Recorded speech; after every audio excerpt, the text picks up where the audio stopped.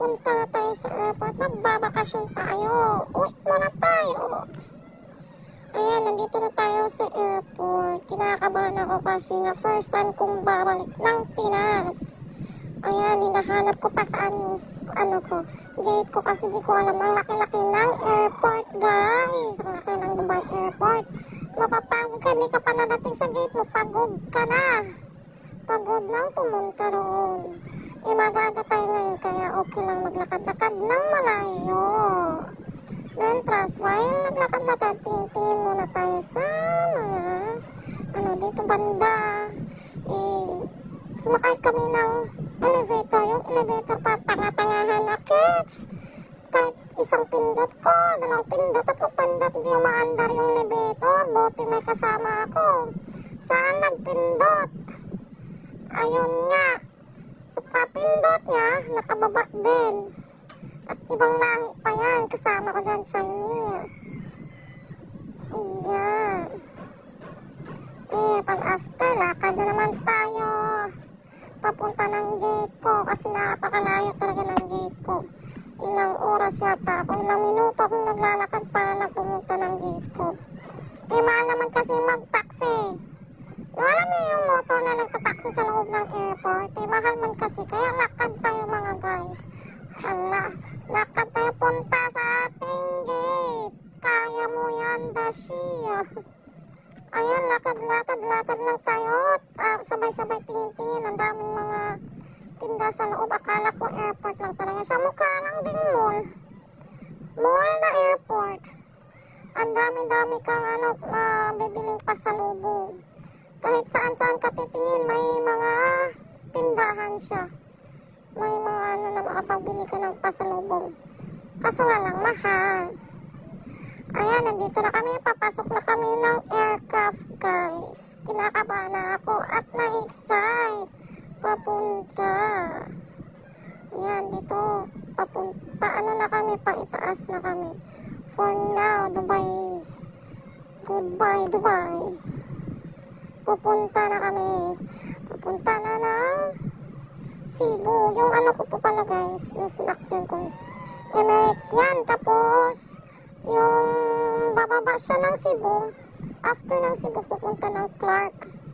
Kaya, kahit nung napagbaba namin, madami pa rin tao. Kasi, papunta pang Manila yung iba. Ayan, di ba? Ang ganda sa itaas. Tingnan ng Dubai. Ayan, paano na kami yan eh.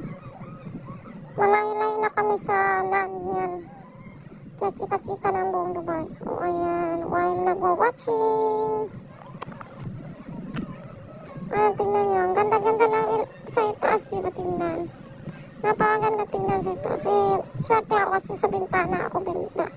So may kung sa ibon pa na sa palapag. Tingnan? Sa pakpak. Ayan guys, so ang ganda ng sunlight. Ay, sunrise na pala yan. Kakagising lang ng mga tao dyan. Hindi ako makadisturbo kasi nga bawal na. Natutulog pa yung iba. Kaso nga lang, excited akong tumingin. Kaya pagtingin ko yan, yung nakita ko ang ganda. Ito nung umaga na. Tingnan nyo naman guys, ang ulap, ang ganda-ganda. Ito, pababa na kami nito.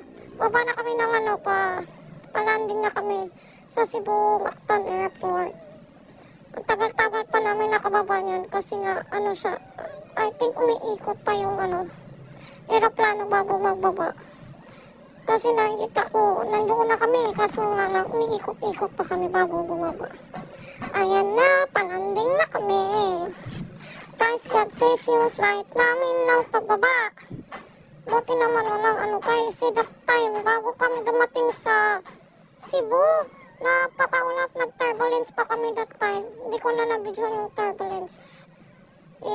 Syempre, first time natin, natatakot din ako, no? Ang dami-dami ko nakikita sa mga videos sa movie na turbulence nasisira, guys. Ayan, kitang-kita na. Kita na yung airport. Papaba na din kami yan. Paano na yan? Tagal-tagal din kami nakababa dyan. Inintay pa talaga namin kasi mukhang yung namin kami hindi pa ready, kaya that time mahina pa, hindi talaga kami nakababa. Kahit nag-ano na siya, nung nag-stop na siya, hindi pa rin kami pinababa. Pinahintay kami ng 10 minutes or 15 minutes ba yata yun? Or 20 minutes kami pinahintay para maayos bago kami bababa. Hintay-hintay lang kami. Ayan, that time, hindi na siya masyadong masakit sa tenga. Nung first time ko, napakasakit. Sakit ng tenga. Kahit pa itaas at palanding.